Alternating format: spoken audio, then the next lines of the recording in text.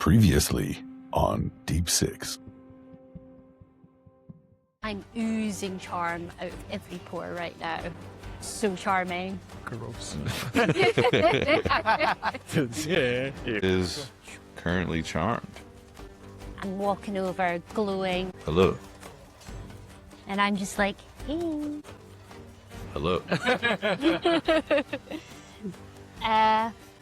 Hi, I remember you from earlier. Yes. Are Is he you actually charmed right? enjoying the festivities? I am.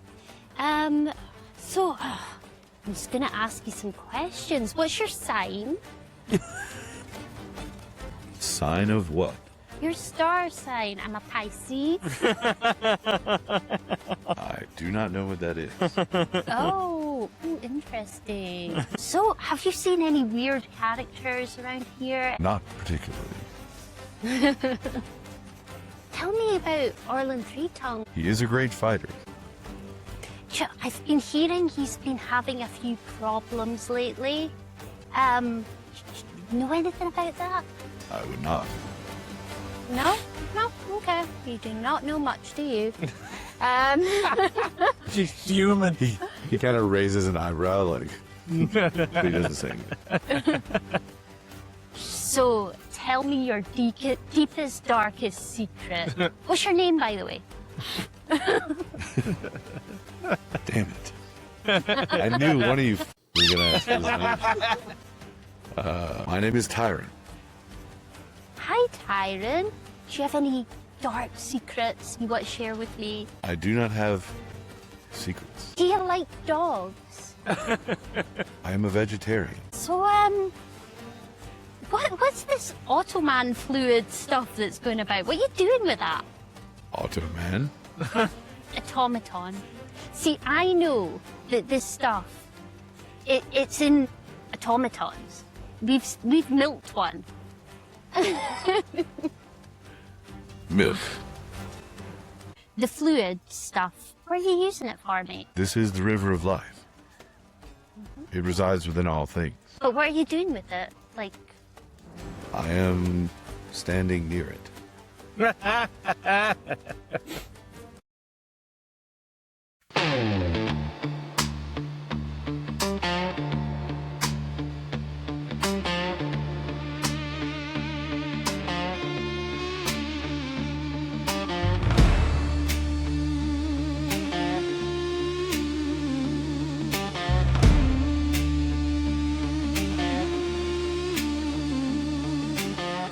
Every night I close my eyes, wonder where I go when I die.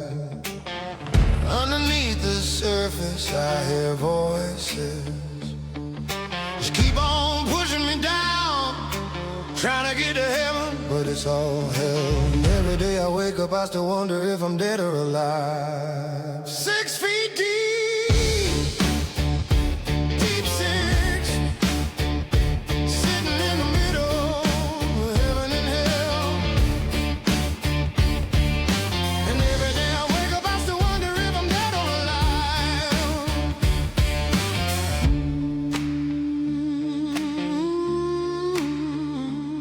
You know I'm undercover, underground. You do remember that when the Kinku brought his coin, that it was clean. It was an Electrum coin. So this is not his own cairn, which would have been contained in wood, right? This is one that he has won in a similar arena. Or possibly got in the same manner that you did and just knew to clean it off before he got here. But it wasn't his own he was playing with, essentially. So he does yield to Orlan in that moment.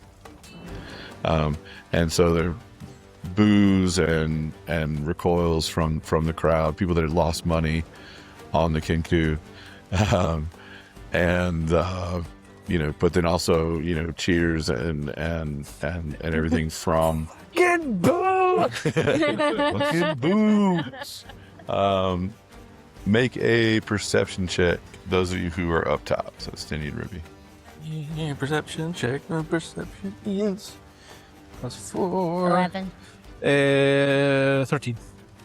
Okay, so you still do not see. Oh, wait. Oh, sorry, my bad. Not 13. 10. You still do not see Malk Oh, Fucking no. anywhere. But in looking for Malk, you do look up to Nox, the coin eater's kind of section, and he seems to be enjoying himself thoroughly. Maybe a little too much, right? Okay. But he's got this kind of knowing look, and you recognize as well with the third. You said 13. No, I mean 10. You had the 10. And you had 11. an 11. Okay. No, that's all you recognize. That's all you see. Fuck. Damn it. Yeah. Something scary's gonna happen. Probably.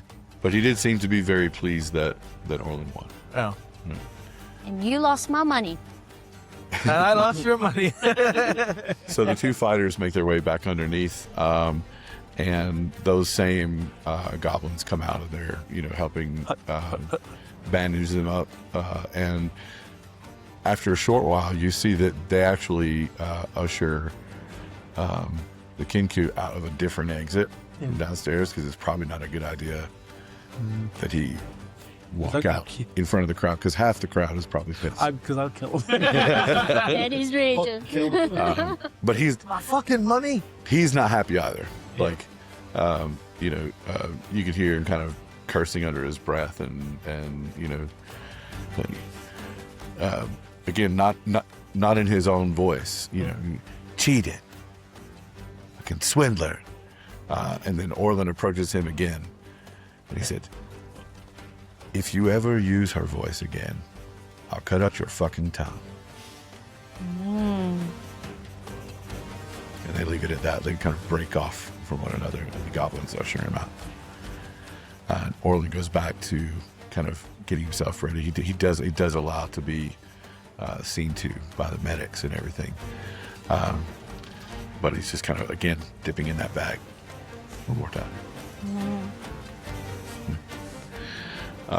Up top, again, another round of betting, and you'd have a little bit of time here if you wanted to. The Highborn crowd doesn't seem to be leaving this time, though. So you feel like maybe it's not as long of an intermission. Okay. But you do have a couple of moments here. They're not draining it. So it does seem that this platform is going to remain for the final battle.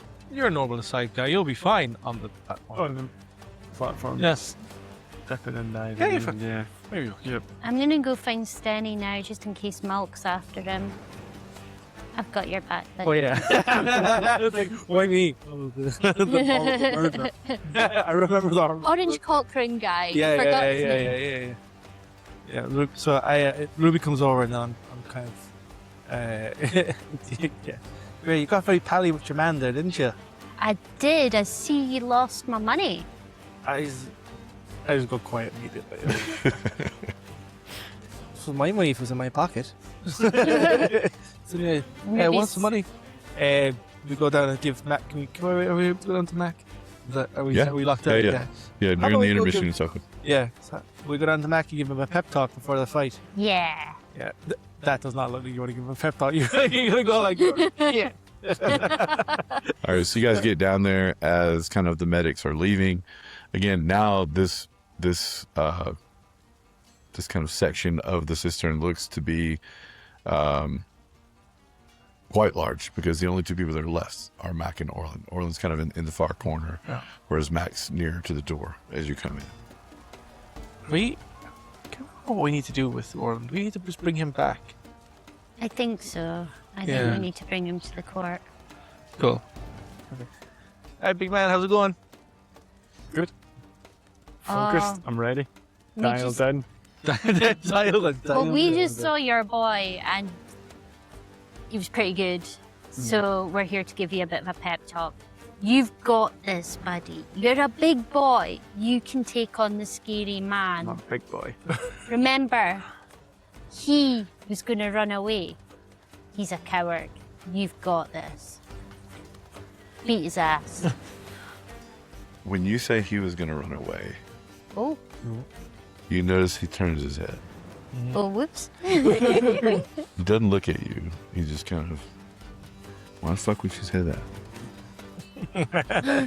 No. Jesus Christ, Ruby. Will I go speak to him? Yeah, can I charm him again, or have I used up all He's a the charm? different guy. So I can't use. You can use charm again. How many spells? Like what? So I think charm's a first level spell. And Yeah, I'm pretty sure you you can use the charm person is a first level spell. Okay. So yeah, you can do it 3 more times. Okay, I'm gonna charm Orlan. Yeah, and I've got my brooch, Okay. and I'm Ruby, and I'm great. All right, so he's going to make this at disadvantage because of the brooch. He's got to beat a 13. He beat the first one. Does not beat the second one. Charm. All right, so you feel like he is charmed. Like as you're walking over to him, he just seems kind of surprised. Like you don't see a whole lot of Harringans around, you know. But he's just kind of like, what's this bunny doing down here? And why is she so beautiful? As I Could be. glow. He doesn't seem opposed to the idea of you coming closer to him. Okay, I'm gonna go over and I'm gonna say that was a pretty good match. Very impressed with your performance there. He's still kind of preparing himself, kind of redoing his wrist wraps and stuff, and he says, yeah, thanks. I know who you are, and I know that there are a lot of people looking for you, and I want to help you. Okay, as you begin saying this, so you have advantage on persuasion. Let me just double check how the full effects of charmed are working here. Just no subtle. No subtlety. No subtlety. Not at all. Don't have time for subtlety. Put the B in subtle, didn't you? No. I'm ready to fight. I'll fight him. I don't care. I don't think he's gonna fight us. Also, if you do it in front of me. Yeah, I was just like, oh yeah. Actually, if he does fight us, he's fighting you. We're Like it. watching.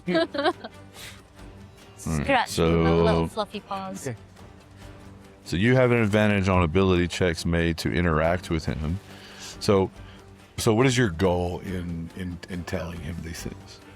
I want to gain his trust. I want him to, So you're trying to persuade him to go along. yeah, go along with us. We'll protect him. We won't let anybody hurt us. All right. So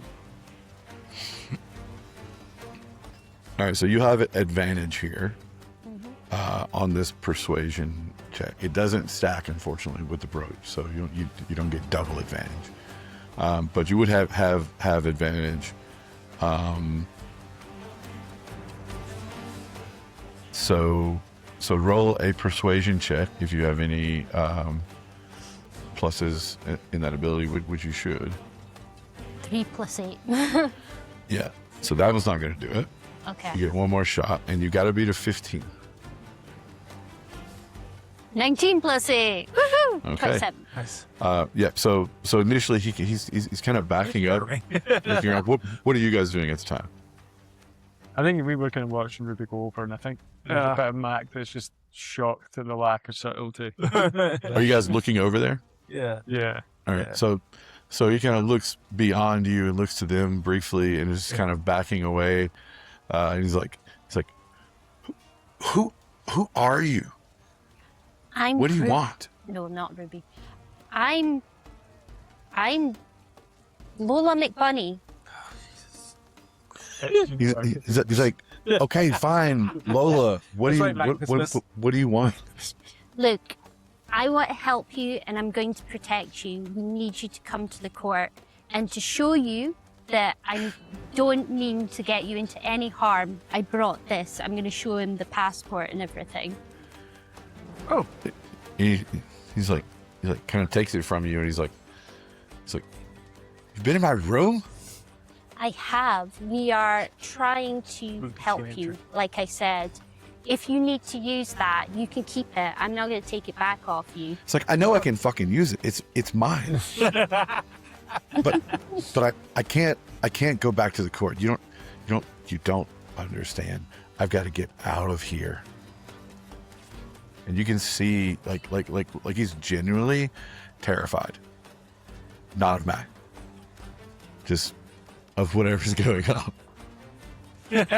I'm just going to say, Orlan, I get it. We can hide you. We can protect you. We have resources.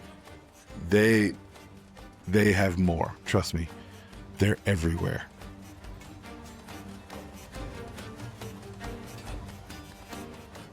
Not as much as me.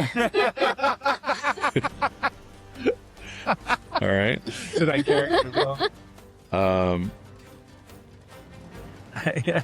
Right. So we'll say that this conversation goes on more. You're trying to convince him again. Yeah. Let's do one more roll. Okay. And I'll say, if you guys wanted to assist, Yeah. I was about to say. then not only would you have advantage, but we'll say we'll add a D4 to that. Okay. But how would you guys assist? I think we would. Well, Mac's idea was that, I mean, Ruby's gone ahead and tried to convince him otherwise, but Mac's thought would be we can try and get you out. We can create a distraction during our fight, and that will help us get away. Like we can like WWE choreograph some stuff. No, that's about Yes, Matt. Yeah. That's the kind of thinking we like. All right. So roll 2 more times. I will say this, like, he is legitimately terrified. Okay. Mm-hmm. So with the advantage and with the +4, you're looking for like a 20 No pressure.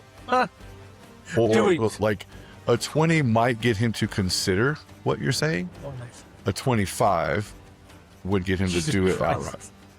Okay.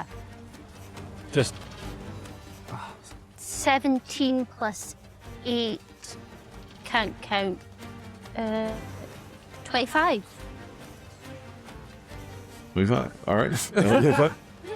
I'm not gonna do it. He's just like, Ruby roll. Holy shit. Ruby's just gonna reach over and give him a hug and just say it's okay.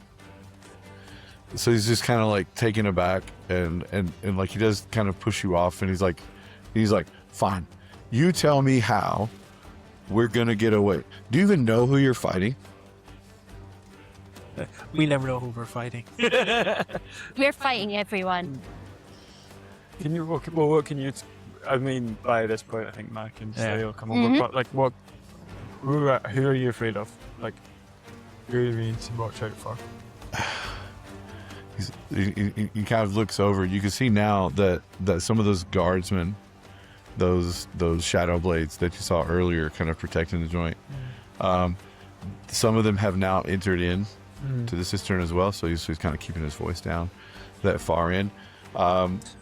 And they seem to be, they haven't been down here all night, right?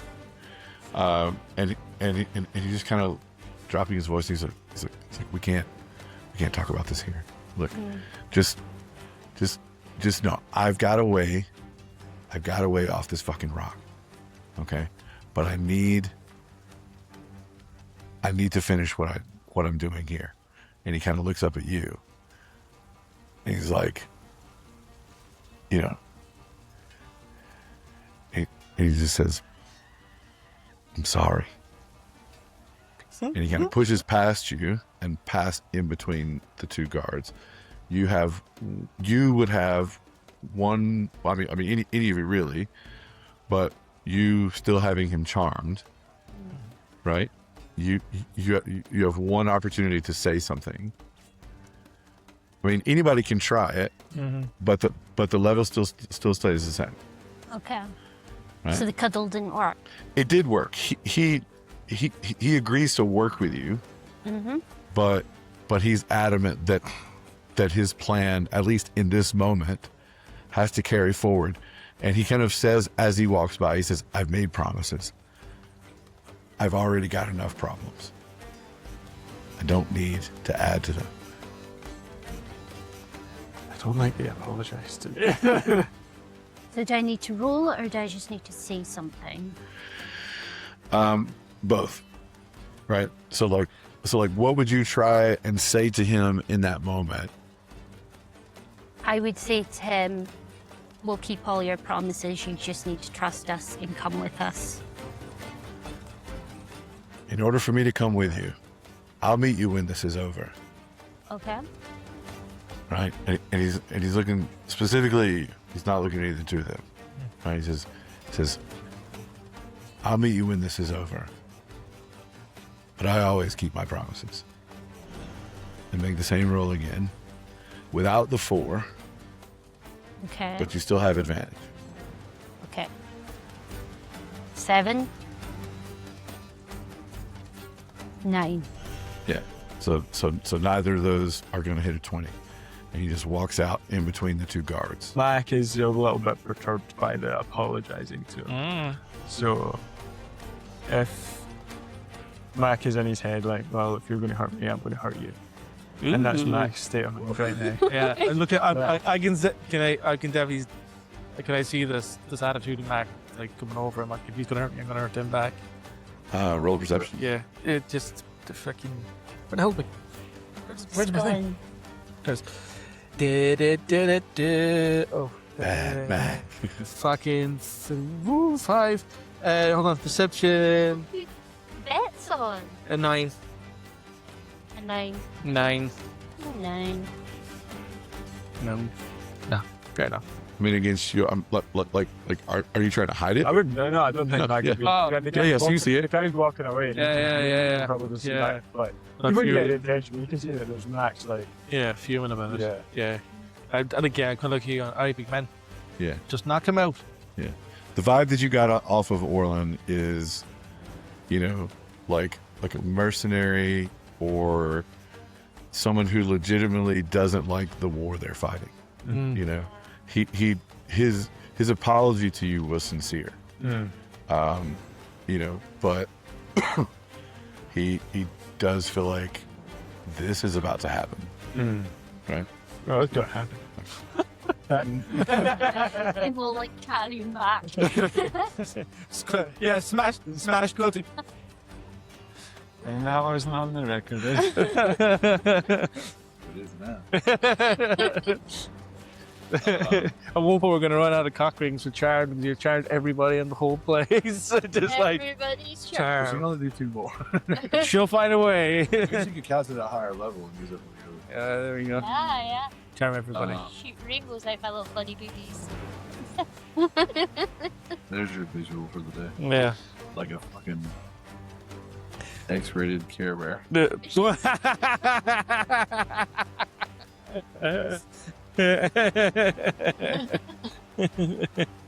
triple X scare bears. Scare bears, yeah. I think that was actually That was a thing, yeah. Right, come on, Mac, knock him out so we can drive Get him. home. I haven't got my micro. Oopsie. Knock him. Mike doesn't want to knock him out. Mike wants to kill him. No. Oh, don't kill him. No, like him. it depends. It depends what the dice want. Depends. What the day? What the dice want. He's a bit of a pussy, but he's okay. Who, him? Yeah, I was gonna say you're him. Like, No, Yeah, the- Orlan. No, that's what I mean. Orlan, these guy who just took down the Kiku and just embarrassed himself him in front of everybody. Yeah, but he's about to do a piss mist, isn't he? Fucking Lola McBuddy over here giving This is why you shouldn't be allowed to pick the code names, by the way. Yeah, from now on, you're not allowed to pick code names. Except for Pissmas, that was very funny. That was legitimately funny. I think you came up with piss mist. Did I? Yeah. I was convinced Yeah, that because you you were did. like Mac, Mac pissed this. Oh no, but that was from another time that we remembered that we'd come up with that Yeah. idea. I said you'd pissed yourself and ran away, Yes, and he you was did. like, Yeah. piss mist. Yeah. We'll see. Okay, we'll take joint on that because that makes more Yeah. sense. Yeah. That was You can be proud of Ruby yourselves. Stenny. Yeah, we are proud of ourselves. What a great nickname, Piss Mist. And he's got a yellow t-shirt. Also, if it's coming out that color yellow, you do need the tear doctor. Had a bit of vitamin D. Is that what happens? Yeah, makes your pee very, Yellow? yeah, very bright, like Before we get luminous. started, Matt, what's your hit points? For no reason in particular. No reason. No, so I've got some more. So I'm now at 42. Glass cannon, maybe. It's 61, just in case. Anyways. Although I've got lots of ways of. Yeah, let's stop. Yeah. We Just got need your damage. dice. Yeah. And I've got a nat 20 sitting in the bank. Oh. Mm. And a 90. And a 90, The just in 90? case. You know. And Still die. No, you got only one more. You still die before something. Yeah. We might That's even use more fun. we might use that. and bardic inspiration. And a bardic inspiration. Well, you were lucky. What's to add the d6 onto? Yeah, it's a d6 I can add on to 20. Yeah. All right. So you guys watch Orlan walk out of. The two guards remain. They look at each other. They glance at each other. They kind of just watching the room. I mean, obviously. The only other door in this room is the exit that is being used. This is where the medics keep coming in and out of, and it's where the Kinku was hustled off to. So you do get the feeling that is a way out. Right? But you're being watched here by these two guys. Anything else you want to do? You can hear the crowd. The crowd never really dulled down after Orlan's fight. It just kind of keeps ramping up. Anything else you guys want to do here? I want to look around the room and just see if I spot Mal. So anything else you guys want to do here before anything else happens? Yeah, I will have a look around the room, see if I can see that little orange fucker, because I know he's out there. I know he's coming for us. Okay, so I'm just gonna- you want to look around what room? The big room? yeah, just scan. Okay, so you're going back out into the place, right? So so where are you going? Back to where you were standing earlier? Yeah. Yeah. Yeah. Hell yeah. Two of you make a perception check. Yeah. Oh, 21. 19. Aha. Aha. We said. No, You can see good. No, it's up to 1930. Ah. So both of you see Malk, and he's back over with Knox's group, but he's still looking at you, but now he's smiling. I smile back. I just like, I wink at him and then I go, Stenny. Hand job. Stenny's going to give him a hand job. and I'm like, No. no, not that. He just looks really fucking confused. That's what we're going for. And then he just feels like it's some sort of insult. And he's like, no, fuck this. But you get the feeling that he's at least for now been told to stay put Okay. by Knox or somebody higher up than him. In the group, he doesn't seem to be happy, but like I said, he's kind of smiling at you like he's got some machinations for He's not sneaking around anymore anyway. maybe later. Yeah. He's not sneaking around. You don't know if he's managed to do anything. You know, obviously, I mean, there's not much he can do in this situation, but he's definitely taking stock of you being here and everything that happens tonight. Okay.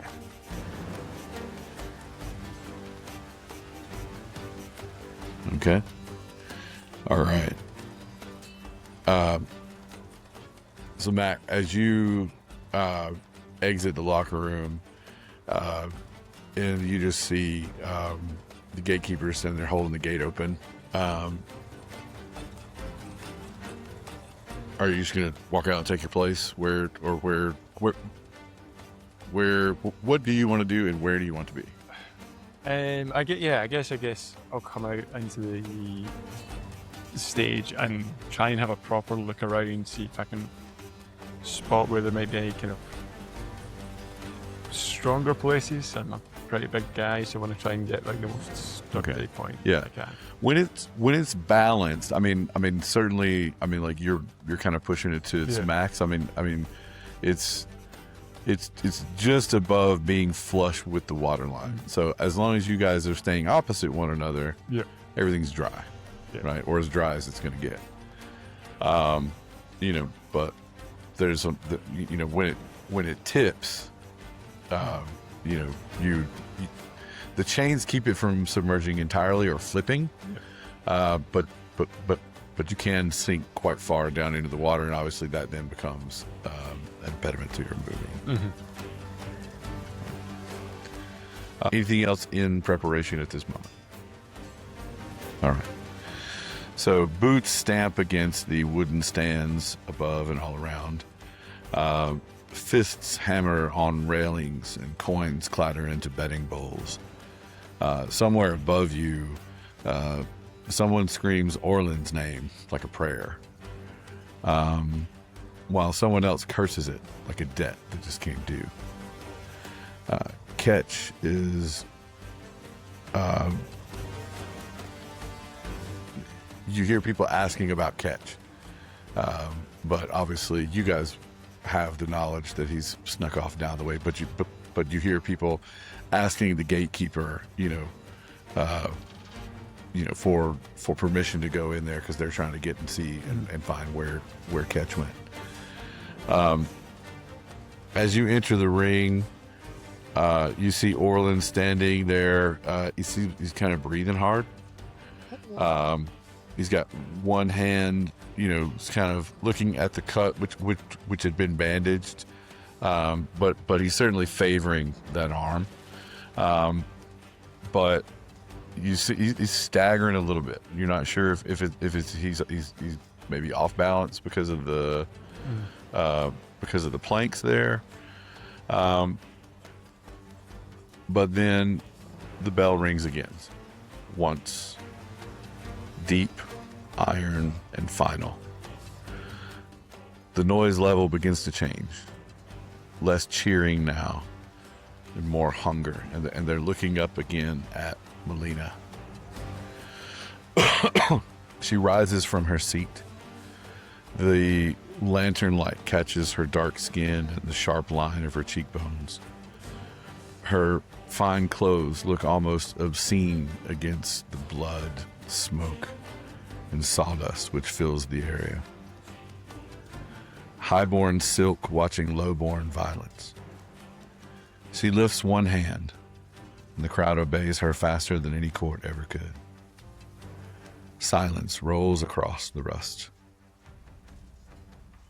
Melina smiles.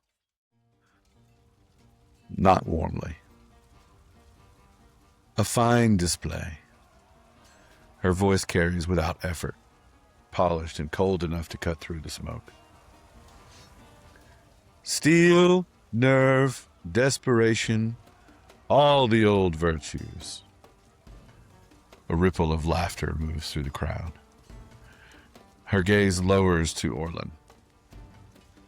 And now, as promised, our final bout of the evening.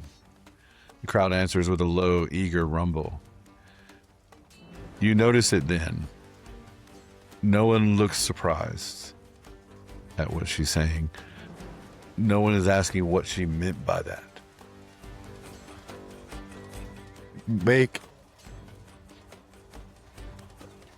Actually, and all of you can do this, but make an insight check on Melina or the crowd or the room. Max just too busy concentrating on Max, yeah, he's ready for the fight. 11. 17. Oh. Okay. Stenny, you get the feeling that you've missed something about this fight. That there's information that you guys didn't have or didn't notice coming in. Around the pit, gamblers are already exchanging fresh wagers. New boards are being put up. Different lines of betting now occurring. These are time oriented in terms of when something is going to happen. Not unheard of for a fight. It could be, when someone gets knocked out, or when the fight ends, how long it's going to take. But a man near the front kisses a coin before tossing it into a bowl marked with a skull. A woman in a feathered mask leans forward, eyes bright. Even the pit hands move differently now, clearing the sand. Checking the locks on the gates, dragging, pushing people around to where, the guards are making sure that they can get a bead on anyone in the room that they need to. Melina lets the moment stretch. She turns slightly, letting the whole arena see her smile. A reminder, for the benefit of any tender souls who wander too far beneath the market tonight. Her eyes pass over the crowd, and then briefly over you. The last fight is not for coin. Oh, God. The crowd begins to chant softly. Blood, blood, blood. Melina raises her hand again. It is not for surrender. Chant grows louder. It is not for honor, nor mercy, nor theatrical little gestures of restraint. And she says this directly to Orlan. Orlan's expression then changes, but only slightly. The smile he had been wearing for the crowd starts to die off.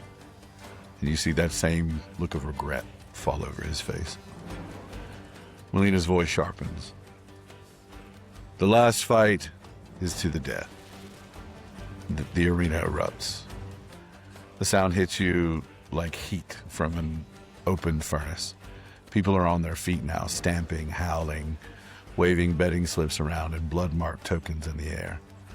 Orlan turns slowly, scanning the stands, the gates, the guards. For the first time since you saw him enter the pit, he looks less like a performer and more like a man who's just realized that his stage has no exits. Melina sits back down, satisfied. Below her, the gate at the far side of the arena is pulled closed and locked behind by the gatekeeper. You fall upward through cold starlight. For a time, there is no direction. Are you falling? Are you flying? There's no weight. There's no sound except the rushing of your own blood and the terrible distant chime of Vesper's spell unmaking the road home. But then something catches you. Not water, not earth, but glassy black sand. So what you mistook as black salt earlier is astral sand. Okay. You awaken on the shore of this island floating alone somewhere in the astral sea. You know that's where you are because above you, no sun moves. Silver mist curls over jagged rocks, and far away you can see broken pieces of astral ships drifting silently past like dead leaves. Verdencia is gone. The portal is gone. The twins are gone. And you've been left where no map admits even exists.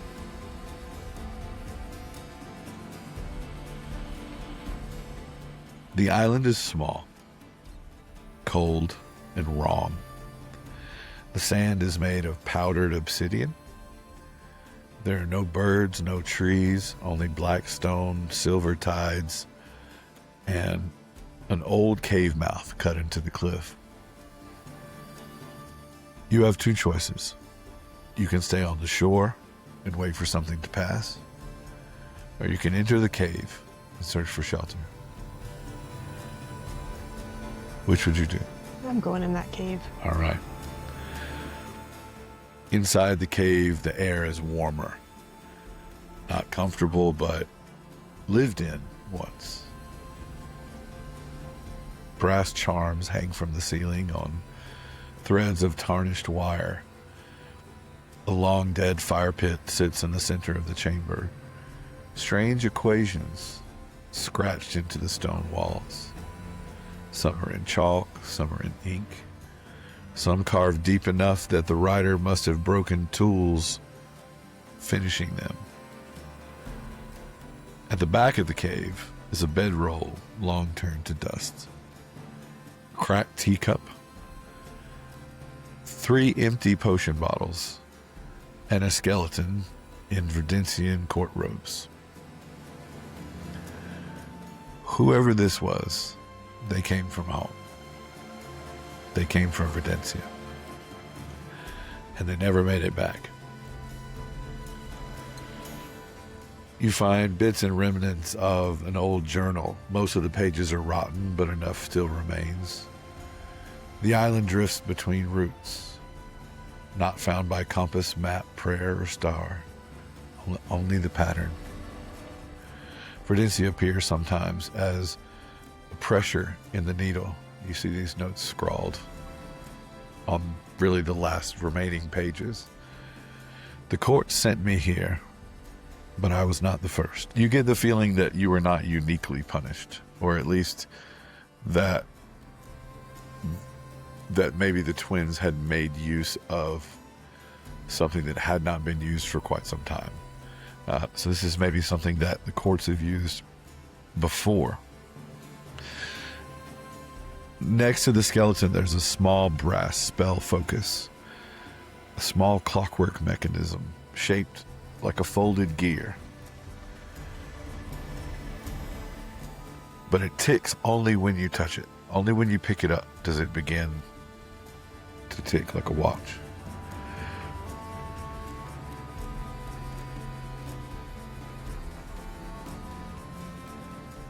Let me ask you in this moment, and I may or may not leave this in.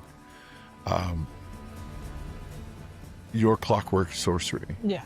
Have you, at this point in time, ever experienced anything, any connection to that?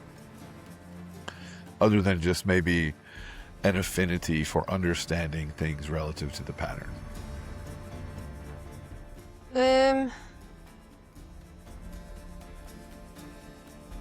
I think in her previous life she had. Okay. But it's been forgotten. Right. Okay.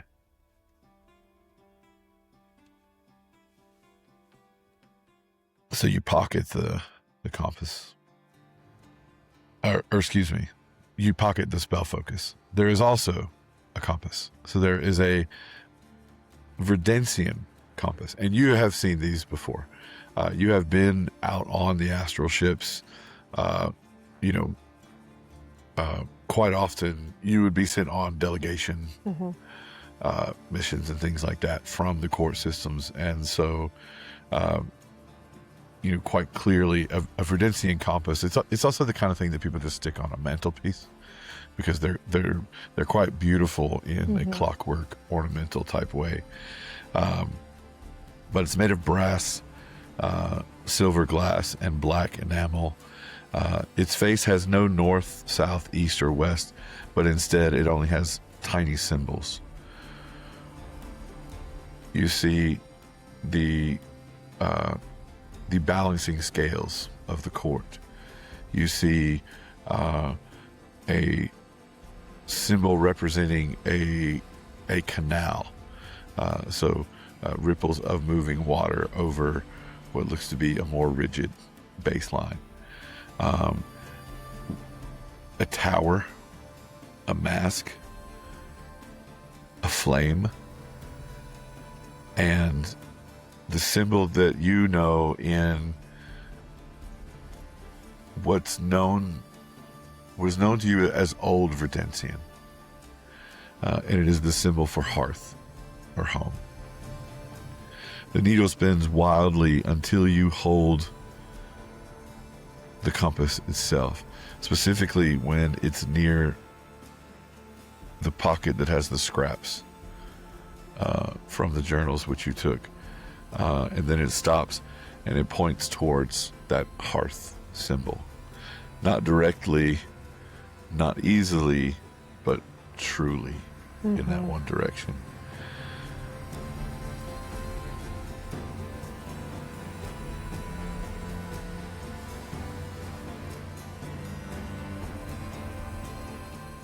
As you're sitting in this dead sorcerer's cave with the compass in your hand and the stolen scraps spread across your knees, outside the astral sea moves without the tide. Inside, the old clockwork focus begins to tick. So you're kind of holding one of, the compass and the focus. Once, twice, 12 times. But the sound does not belong to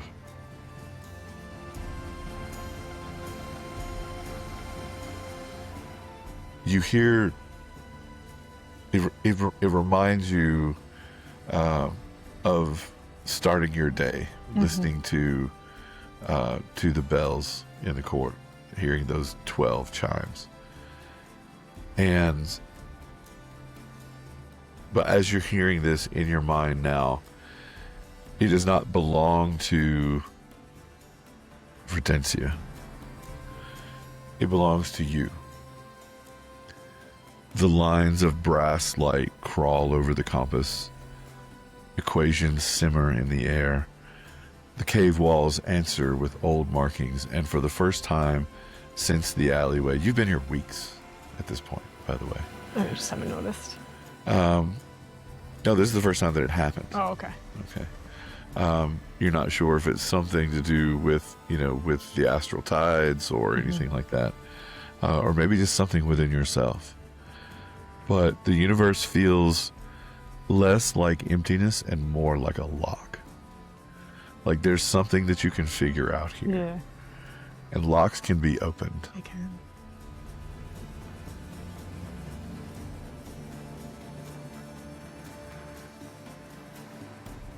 I need you to roll a d6 for me, all right? As you're sitting in this darkened cave, your skin begins to glow with a brassy sheen, and spectral cogwheels begin to appear all around you. That focus which you have been holding before that you found becomes a tiny clockwork mechanism. You're not sure what its purpose is, but it is doing something. In that moment. Does not happen quickly. The compass points home, but the astral sea does not believe in straight roads. You follow wreckage fields and dead trade winds. You shelter inside the ribs of broken sky whales.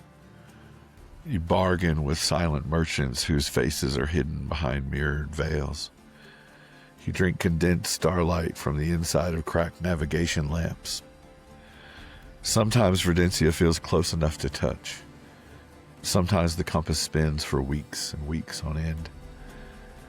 Sometimes the island reappears behind you as if the astral sea wants to see whether you have learned despair properly before it releases you.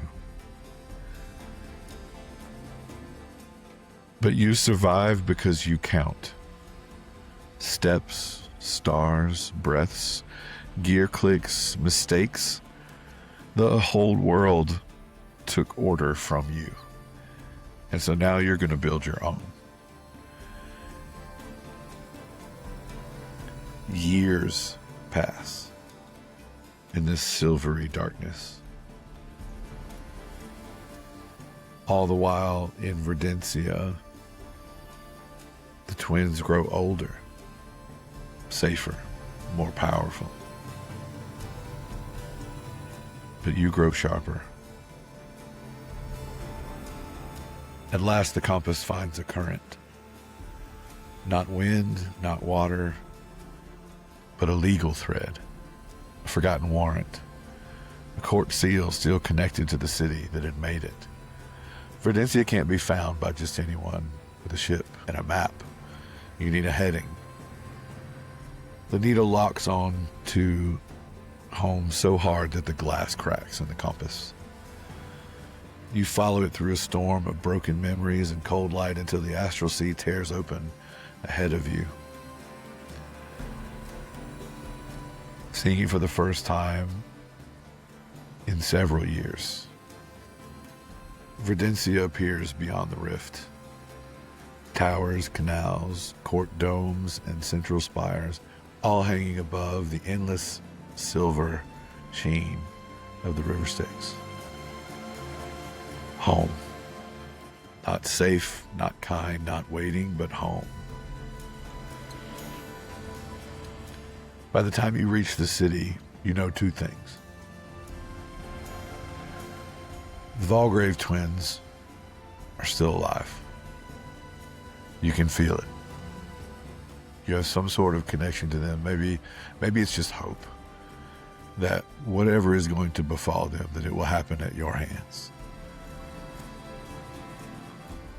But the other thing that you know is that if they are still alive, if they are still there, that they are no longer merely dangerous, but that they are going to be protected.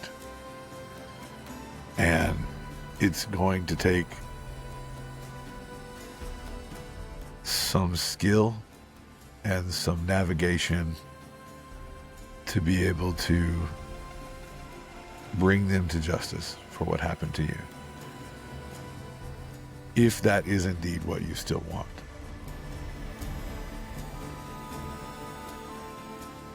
So you don't, when you arrive, you don't march into court. You don't accuse them. You don't reveal yourself. You let the Geese take the woman that they had banished and fold her into someone harder to see. A records officer, quiet, functionary, just a name in the margins.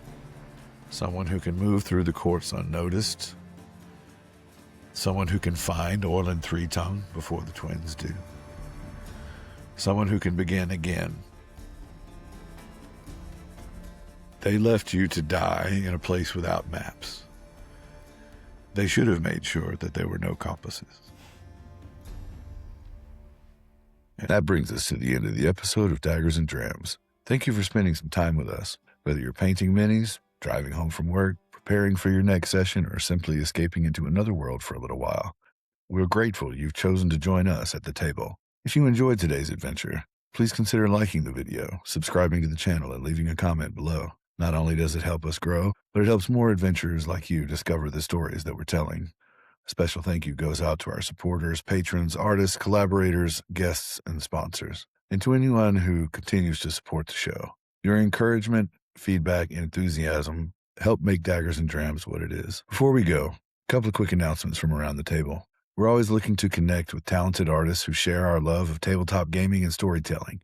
If you're an illustrator, designer, map maker, miniature painter, or creative of any kind who would be interested in working with Daggers and Drams, we'd love to hear from you. And if you'd like to support the show, be sure to check out our limited run merch shop. Every purchase helps us continue improving the podcast, creating new content, and bringing more adventures to the table. If you'd like to learn more about the show, get in touch, or keep up with what we're working on, you'll find everything you need in our bio. As always, thank you for being part of this adventure. Until next time, pour yourself a dram, settle in by the fire, and keep on telling great stories.